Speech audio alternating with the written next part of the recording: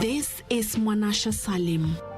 She will sit here day and night unless a family member comes to her aid and helps her put on this artificial limb that acts as her right leg.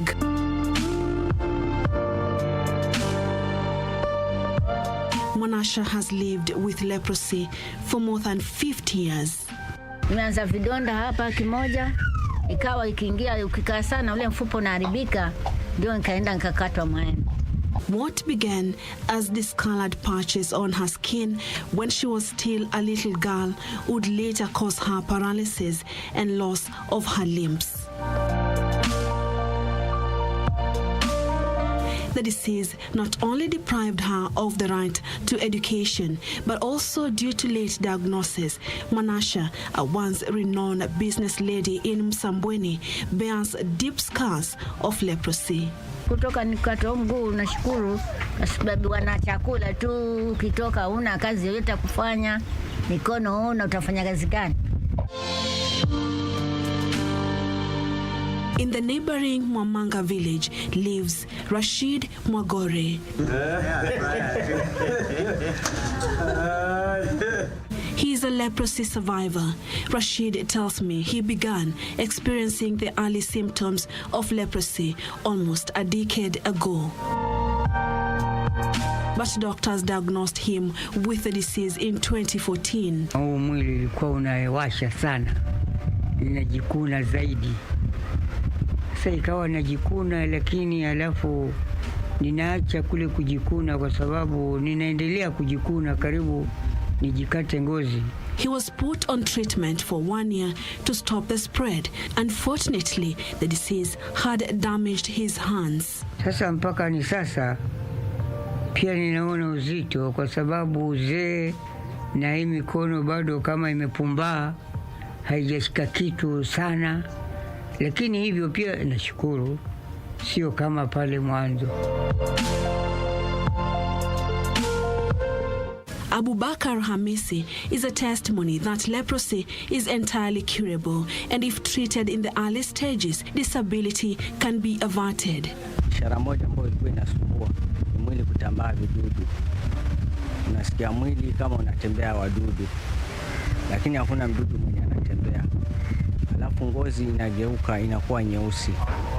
His case was identified by health workers before he experienced any symptoms. He was declared free from the disease 6 months into treatment. Mpaka kufikia saa hii ile ugonjwa imeisha kwa mwili wangu, ambao ilikuwa kuna ishara ambazo zinaonekana kabla hujaulizwa kama wewe ni mgonjwa ama si mgonjwa. Kama hizo za vidonda. Vidonda vilikaa ndani ya miaka miwili. Leprosy is an age-old skin disease that dates back to biblical times, where patients were treated as outcasts. In Kenya, not many are aware of its existence, and where it has been reported, patients have been ostracized by families and community.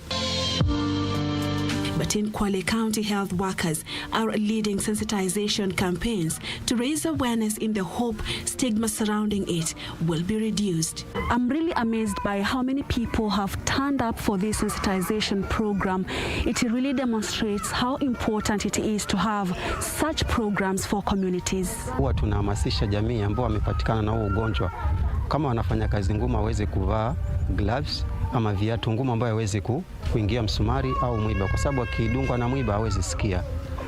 Pia kwa wale ambao wanaishi na watu wa ukoma, huwa tunawaambia wale watu ambao wako na ukoma waweze kuwapeleka hospitali wapate matibabu ili kusudi wasiweze kuambukiza wale wenza wao. After the training, contact tracing begins. The team of healthcare workers gathers at the home of the cured patient before heading out to the surrounding communities to establish if anyone else has been infected. Leprosy is caused by a bacteria called Mycobacterium leprae. And this bacteria is transmitted via droplet by someone who has leprosy who has not been treated. It's a painless disease, and in most of the communities communities where there is no pain, you get patients taking quite a long time before they come to the hospital. So some of the strategies that we use to get these patients early is when we get one patient, we go look for the contacts. During tests, the healthcare workers check the earlobes, hands, and feet, as well as the eyes. We look for patients with the patches, the signs and symptoms that I had mentioned, the patches, the nodules on the earlobes, numbness on the hands and feet. And these are tests that we also perform that is called slit skin smear, of which we're able to pick the bacteria. First of all, it takes quite long. The period from when you get the bacteria and when the disease manifests. It can take up to 5 years and even up to 30 years.